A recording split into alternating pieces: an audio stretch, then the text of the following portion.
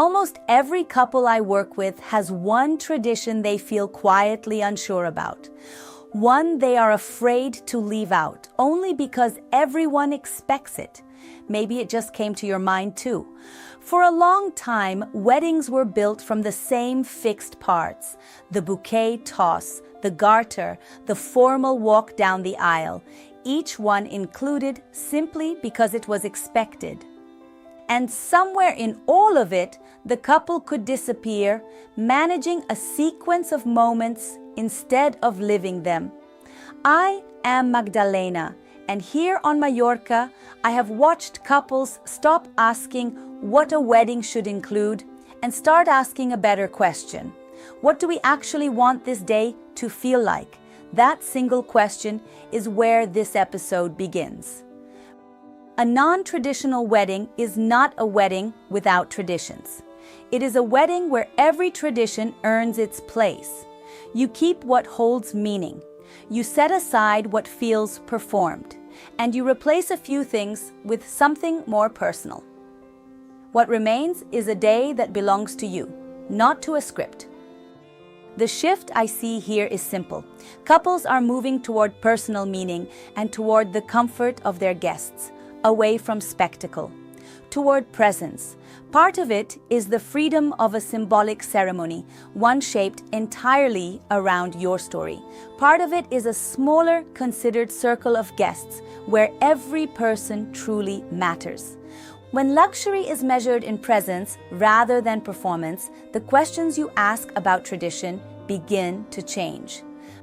So before we go further, let me ask you directly. Which tradition are you quietly unsure about? The one everyone expects, but that does not quite feel like you. If something came to mind, tell me in the comments. I read them and I answer personally. Here is a simple way to make these choices. I call it the Tradition Audit.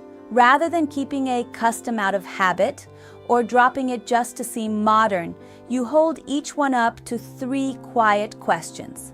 And does this hold real meaning for us? Does it bring our guests closer or ask them to watch? And is it a genuine choice or a default we never examined?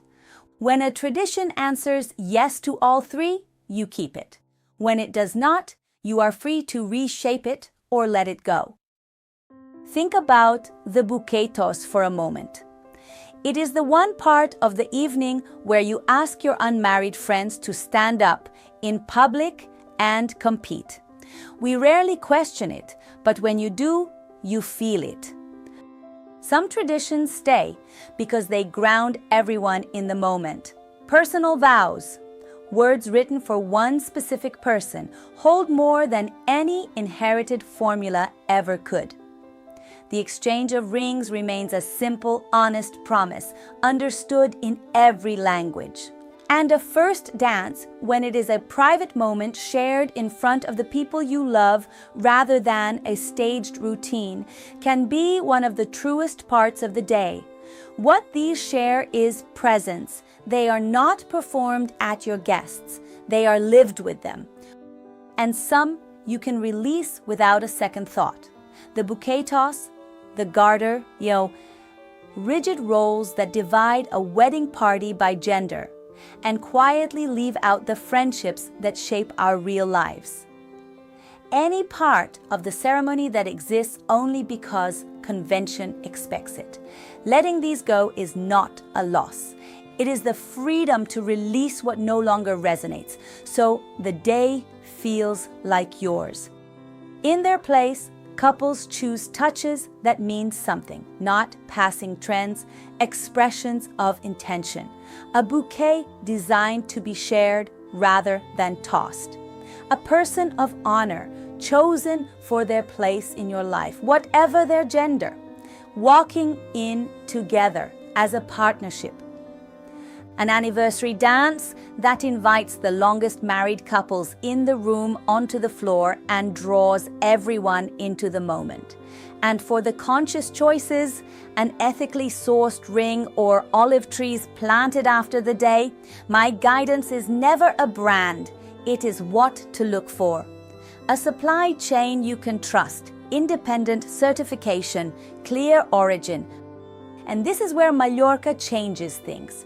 For couples marrying away from home, the island gives you the freedom of a symbolic ceremony, one you design entirely around your own story. The light does much of the work on its own. Stone, olive, sea. It asks for very little. But there is one thing here that matters more than the setting. When the person who guides your planning is also the person who leads your ceremony, nothing feels added at the end. Because I come to know your story long before we stand together on the day, the ceremony is not written for you. It is written from you. And this is what it is all for. A day built from what is true for you lets you simply experience it.